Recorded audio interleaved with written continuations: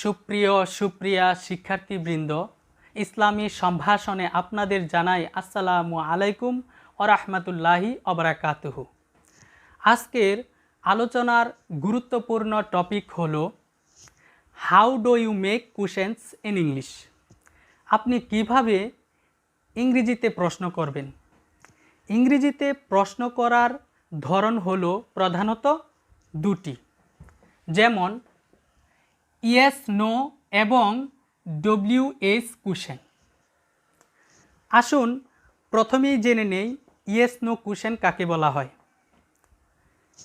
Yes no question হলো auxiliary verb দ্বারা শুরু হওয়া সেন্টেন্সকে ইয়েস নো কোশ্চেন বলে। অর্থাৎ যে সকল সেন্টেন্সের মাধ্যমে প্রশ্ন করা হলে ইয়েস নো দ্বারা উত্তর প্রদান করা যায় তাকে ইয়েস নো কোশ্চেন বলা হয়।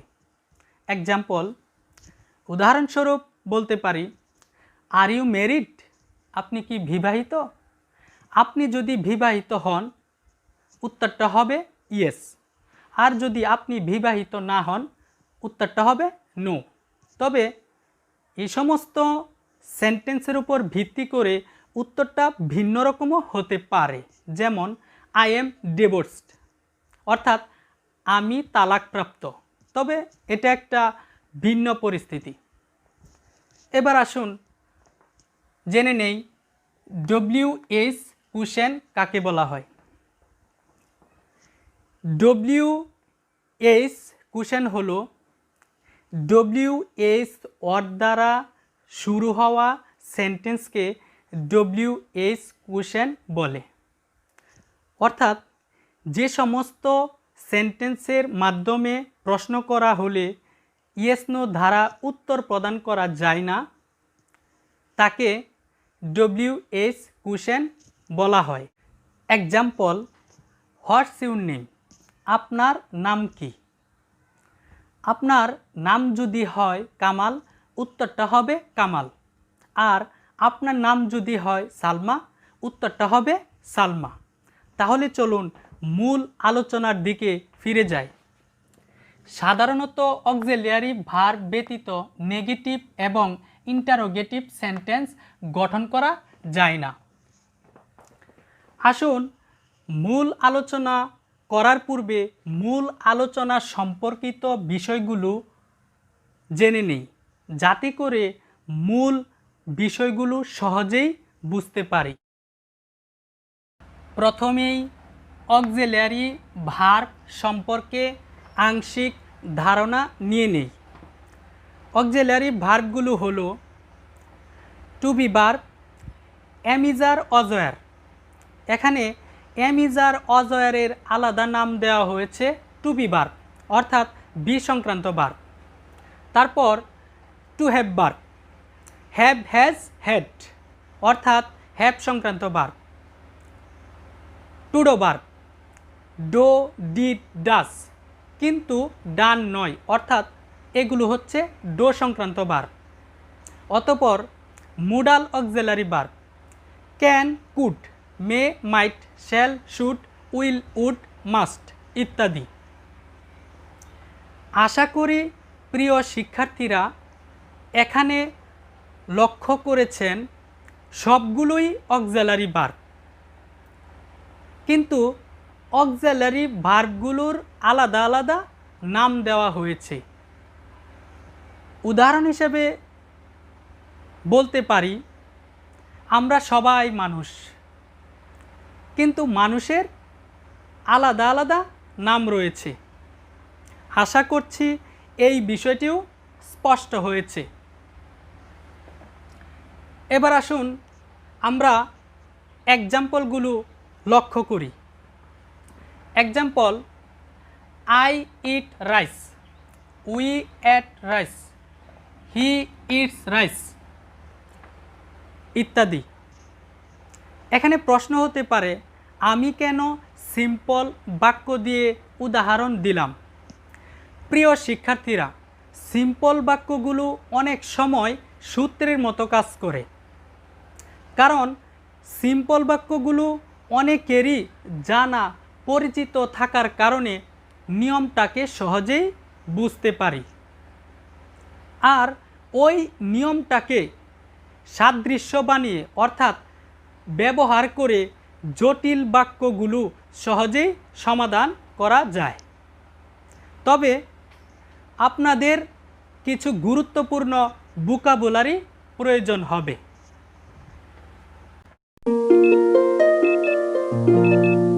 এখন আমি দেখাবো অ্যাফার্মেটিভ সেন্টেন্স তথা পজিটিভ সেন্টেন্স থেকে কিভাবে নেগেটিভ এবং ইন্টারোগেটিভ সেন্টেন্সে পরিবর্তন করা যায়।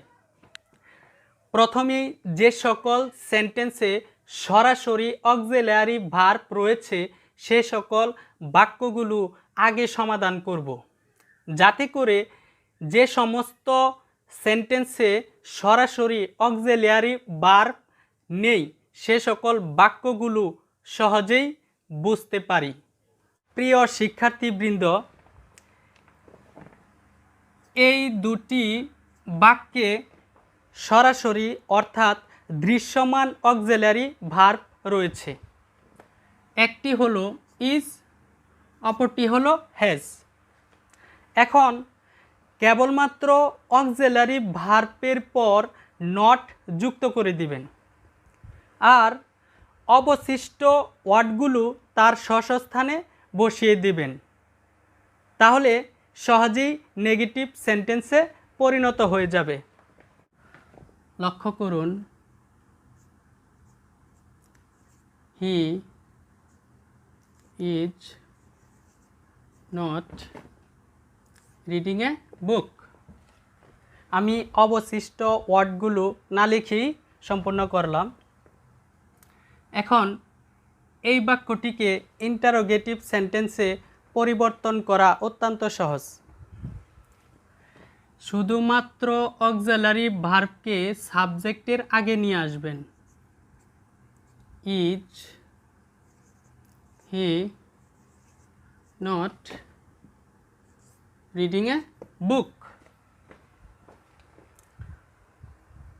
এখন এই সেন্টেন্সটিকে আমি বিকল্প পদ্ধতিতেও করে দেখাবো। ইজ নটের সংক্ষিপ্ত রূপ N apostrophe T, isn't he reading a book. তাহলে সহজেই নেগেটিভ এবং ইন্টারোগেটিভ সেন্টেন্সে পরিবর্তন হয়ে গেল। এবার আসুন পরবর্তী সেন্টেন্সটি ঠিক একই নিয়মে করে ফেলব। She has not eaten rice. একই পদ্ধতি, প্রথমেই has she not eaten rice. এখন এই বাক্যটিকে বিকল্প নিয়মেও করা যায়। প্রথমেই হ্যাজ নটের সংক্ষিপ্ত রূপ N apostrophe T, hasn't she eaten rice. প্রিয় শিক্ষার্থীবৃন্দ, আমার মনে হয় এই সকল সেন্টেন্সগুলোর বাংলা ট্রান্সলেশন করে দিলে ভালো হবে। He is reading a book, সে একটি বই পড়ছে। He is not reading a book, সে একটি বই পড়ছে না। এখন নিচের এই দুটি সেন্টেন্সের বাংলা অনুবাদ একই। Is he not reading a book or isn't he reading a book, সে কি একটি বই পড়ছে না? এখন আসুন পরবর্তী বাক্যগুলোর বাংলা অনুবাদ শিখি। শি হ্যাজ ইটেন রাইস, সে ভাত খেয়েছে। She has not eaten rice, সে ভাত খায়নি। এখন নিম্নের এই দুটি সেন্টেন্সেরও বাংলা অনুবাদ একই। Has she not eaten rice or hasn't she eaten rice? সে কি ভাত খায়নি? আশা করছি এই বিষয়টা সহজেই বুঝতে পেরেছেন। যদি বুঝে থাকেন তাহলে যে সকল সেন্টেন্সে সরাসরি অক্সিলারি ভার্ব থাকে না সে সকল বাক্যগুলো সহজেই সমাধান করা যাবে। প্রিয় শিক্ষার্থীবৃন্দ, আলোচ্য বিষয়ের সবচেয়ে গুরুত্বপূর্ণ বিষয়টা দেখার জন্য আপনাদের মনোযোগ আকর্ষণ করছি। আমি আবারও স্মরণ করে দিচ্ছি, অক্সিলারি ভার্ব ছাড়া নেগেটিভ ও ইন্টারোগেটিভ সেন্টেন্স তৈরি করা যায় না। Example, I eat rice, we ate rice, he eats rice. এখানে আশা করছি অবশ্যই লক্ষ্য করেছেন এই সকল সেন্টেন্সগুলোতে কোনো প্রকার সরাসরি বা দৃশ্যমান অক্সিলারি ভার্ব নেই। সুতরাং যে সমস্ত বাক্যে অক্সিলারি ভার্ব থাকে না সে সকল বাক্য নেগেটিভ ও ইন্টারোগেটিভ সেন্টেন্সগুলো সমাধান করতে অক্সিলারি ভার্ব হিসেবে সর্বদা ডো, ডিড, ডাসকে কাজে লাগাতে হবে। প্রিয় শিক্ষার্থীরা, আমি এই সকল বিষয়গুলো আগেই লিখে রেখেছি যাতে করে ভিডিওটা সংক্ষিপ্ত হয়। আসুন আলোচনায় ফিরে যাই। টু ডু ভার্বগুলো হলো ডু V1 অর্থাৎ ভার্ব 1, ডিড V2 অর্থাৎ ভার্ব 2, ডাজ V1 অর্থাৎ ভার্ব 1।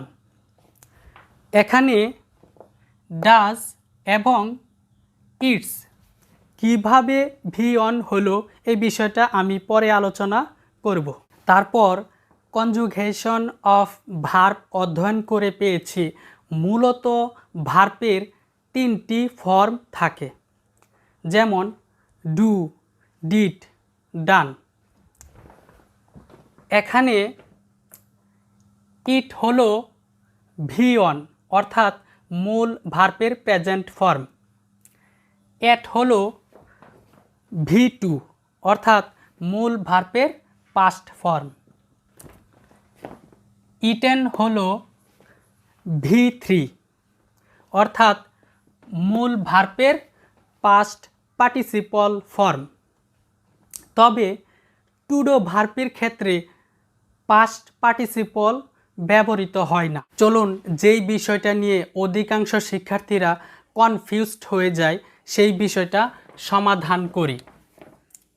কিছুক্ষণ পূর্বেই বলেছি ইট যেহেতু V1 সুতরাং অক্সিলারি ভার্ব হিসাবে V1 ডু আসবে।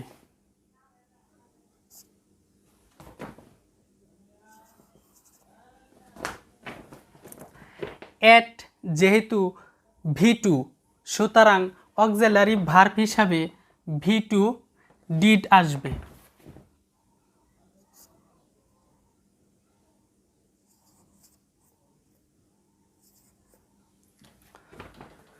তারপর ইটস যেহেতু V1 অতএব অক্সিলারি ভার্ব হিসাবে V1 ডাজ আসবে।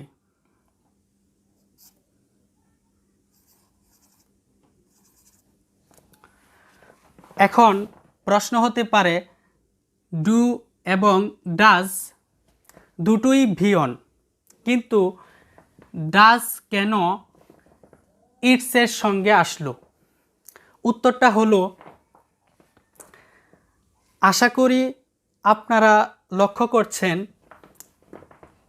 এখানে ম্যাচিং পয়েন্টটা হলো ইট এবং ডু এর সাথে এস বা ইএস অর্থাৎ এস যুক্ত রয়েছে। এটাকে একটা ট্রিক্স বলতে পারেন। এইসব সেন্টেন্সগুলো যেভাবে সমাধান করেছি ঠিক সেভাবে এই সকল সেন্টেন্সগুলো সমাধান করে ফেলুন। প্রথমেই সাবজেক্ট আই, তারপর কেবলমাত্র অক্সিলারি ভার্ব ডু এর পর নট যুক্ত করে অবশিষ্ট ওয়ার্ডগুলো তার স্বস্থানে বসিয়ে দিবেন।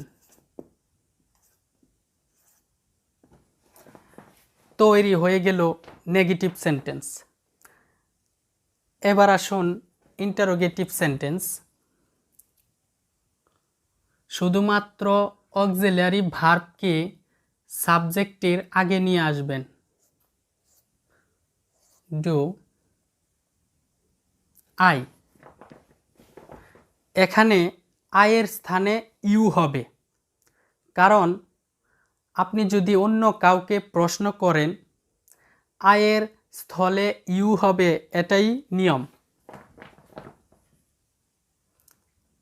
আয়ের স্থানে ইউ, বাকি ওয়ার্ডগুলো তার নিজ নিজ স্থানে তুলে দেন।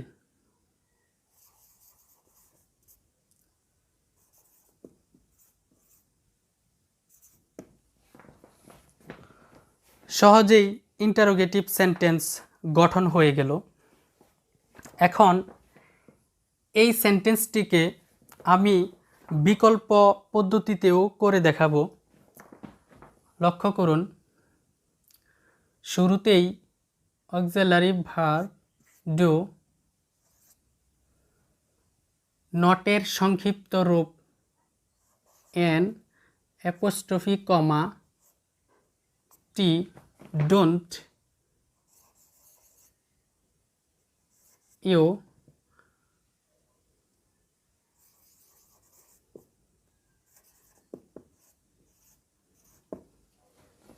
তবে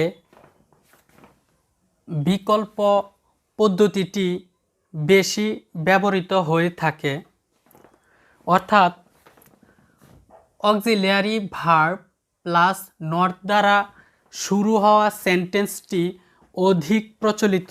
এখন আমি এই সেন্টেন্সগুলো সমাধান করার পর বুঝিয়ে দেব। এই সেন্টেন্সটি নেগেটিভ গঠন করতে হলে শুরুতেই subject we, auxiliary verb did, we did not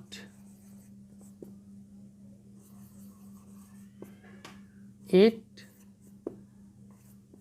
rice. এই সেন্টেন্সটির ইন্টারোগেটিভ সেন্টেন্স হলো অক্সিলারি ভার্বকে সাবজেক্টের পূর্বে নিয়ে আসতে হবে।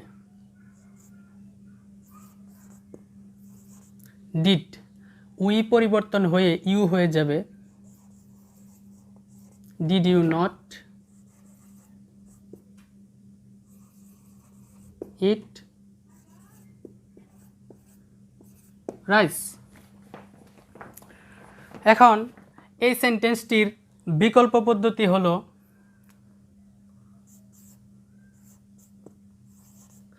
ডিড, নটের সংক্ষিপ্ত রূপ N apostrophe t, didn't, you, eat rice. চলুন নেক্সট সেন্টেন্সটি লক্ষ্য করি। নেগেটিভ সেন্টেন্সে নিতে হলে প্রথমেই সাবজেক্ট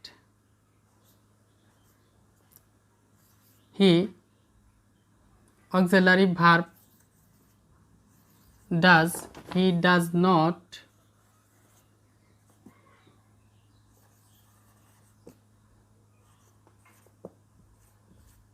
ইট রাইস। এই সেন্টেন্সটির ইন্টারোগেটিভ হলো অক্সিলারি ভার্বকে সাবজেক্টের আগে নিয়ে আসুন।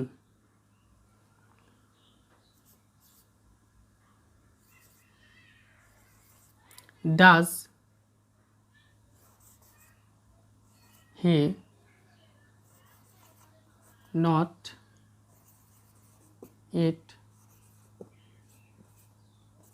রাইস। এখন এই বাক্যটির বিকল্প নিয়ম হলো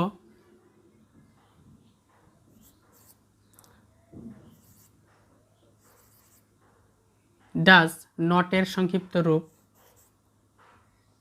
N apostrophe T, doesn't he eat rice.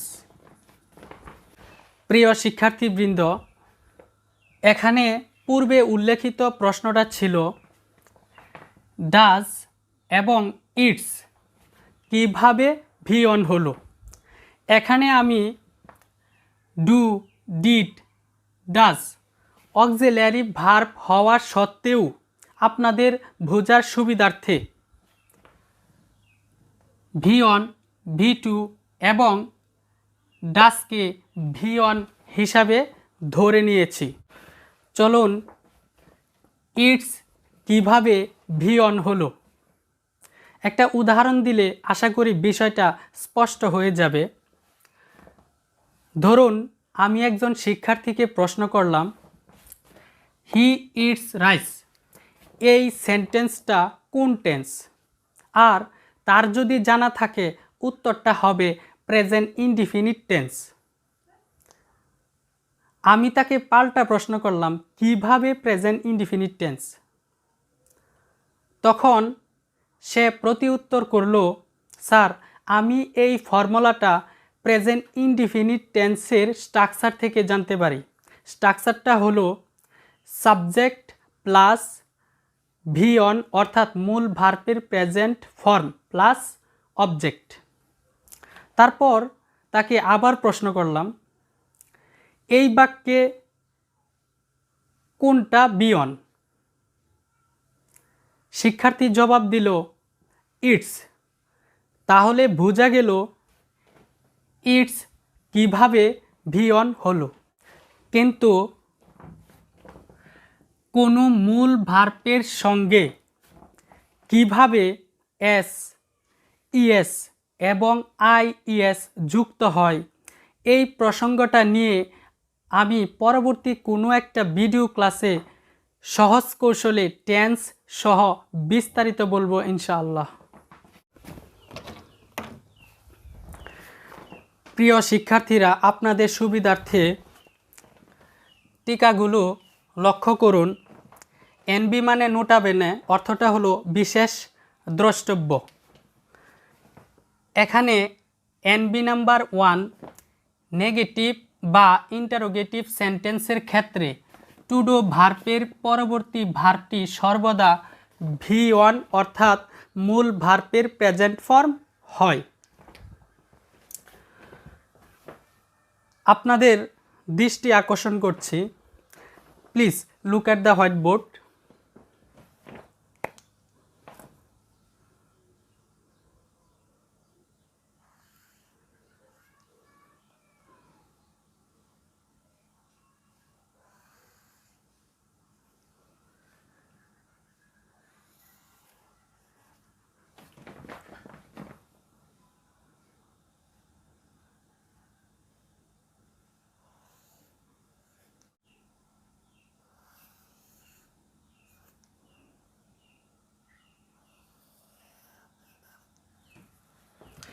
তারপর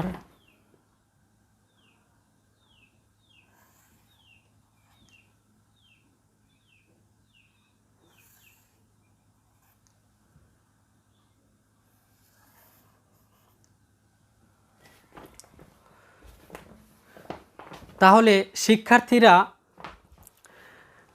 মনে রাখতে হবে টু ডু ভার্বের পরবর্তী ভার্বটি সর্বদা ভি অন হবে।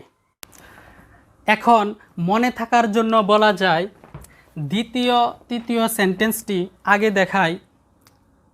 এটের পাস্ট ফর্ম ডিডে খেয়ে ফেলেছে, সুতরাং ইটের জায়গায় এট না হয়ে ইট হয়েছে। তারপর ইটের এস ডাজের দখলে চলে গেছে, অতএব ইটের জায়গায় ইটস না হয়ে ইট হয়েছে। কিন্তু প্রথম সেন্টেন্সটিতে ডু কিন্তু ইটের কোনো কিছু গ্রহণ করেনি, এই জন্যে ইটের জায়গায় ইট রয়ে গেছে।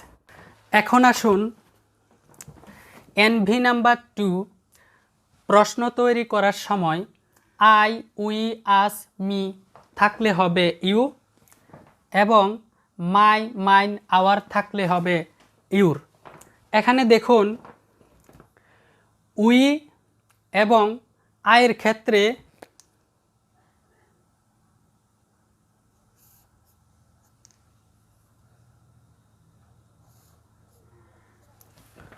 ইউ হয়েছে। এক্ষেত্রে কখনো কখনো স্বয়ং নির্দেশক সাবজেক্ট অর্থাৎ আই, উই অপরিবর্তিত থাকতে পারে। আশা করছি উদাহরণসহ বললে সবগুলোর উত্তর পেয়ে যাবেন। Example, do I know you? আমি কি আপনাকে চিনি? আশা রাখি এই প্রসঙ্গটা ক্লিয়ার হয়েছে।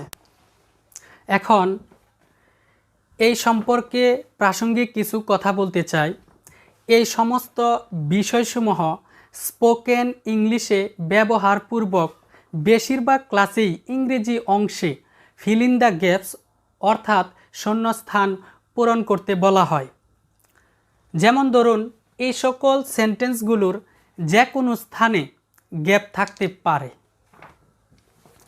স্পেশালি যেখানে বেশি গ্যাপ থাকে, যথা ইট।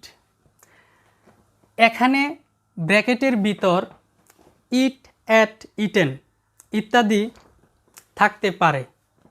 তখন আপনার যদি ফর্মুলাটা জানা থাকে তাহলে আনসারটা অবশ্যই হবে মূল ভার্বের প্রেজেন্ট ফর্ম তথা V1। প্রিয় দর্শক শ্রোতা, আপনাদের বোঝার সুবিধার্থে বাংলা ট্রান্সলেশনগুলো লক্ষ্য করুন।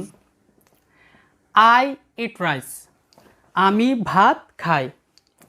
I do not eat rice, আমি ভাত খাই না। নিচের এই দুটি সেন্টেন্সের বাংলা অনুবাদ একই রকম। Do you not eat rice or don't you eat rice, তুমি কি ভাত খাও না? তারপর উই অ্যাট রাইস, আমরা ভাত খেয়েছিলাম। We did not eat rice, আমরা ভাত খাইনি। নিম্নের এই দুটি সেন্টেন্সেরও সেম অনুবাদ। Did you not eat rice or didn't you eat rice, তোমরা কি ভাত খাওনি? অতঃপর হি ইটস রাইস, সে ভাত খায়।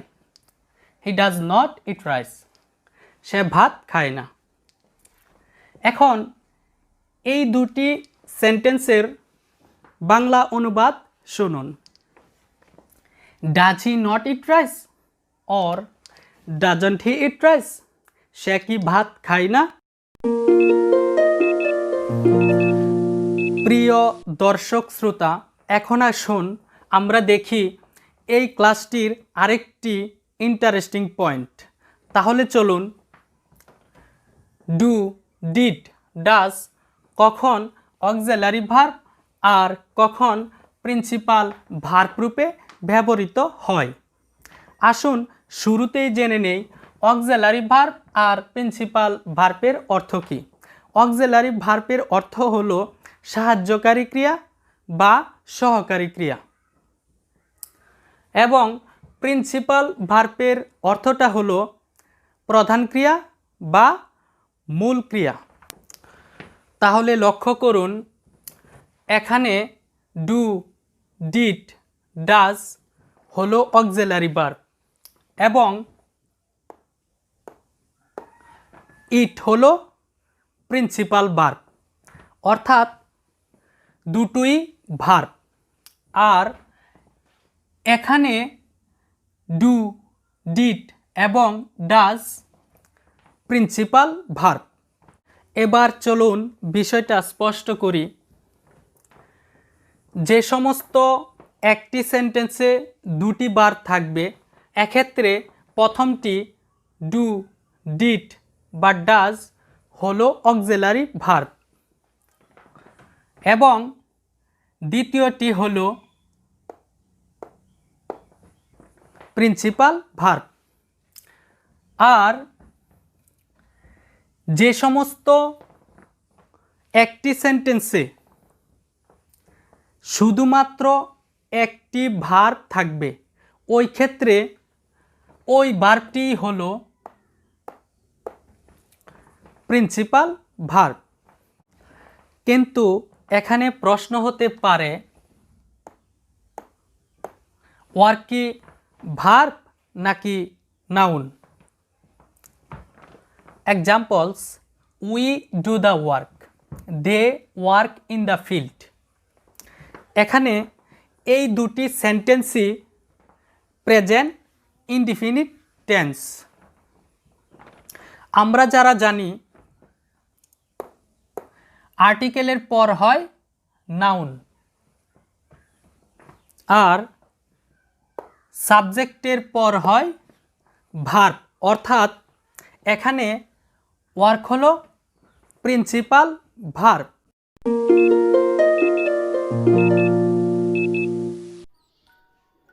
Dear viewers and students, do, did, does কখন অক্সিলারি ভার্ব আর কখন প্রিন্সিপাল ভার্ব হিসেবে থাকে, আশা করি এই টপিকটা সহজেই বুঝতে পেরেছেন। তো শিক্ষার্থীরা, এই পর্যন্তই আজকের ক্লাস। আপনাদের কিছু শিক্ষণীয় তথ্য দেওয়ার চেষ্টা করেছি। যদি এগিয়ে যাওয়ার অনুপ্রেরণা, উৎসাহ, উদ্দীপনা দিতে চান আর যদি উপকৃত হয়েই থাকেন তাহলে আমার চ্যানেলটি সাবস্ক্রাইব করবেন এবং পাশে থাকা বেল আইকনটি অন করে রাখবেন, যাতে করে পরবর্তী ভিডিও ক্লাসটির নোটিফিকেশন সর্বপ্রথম আপনার নিকট পৌঁছে যায়। আসসালামু আলাইকুম ওয়া রাহমাতুল্লাহি ওয়া বারাকাতুহু।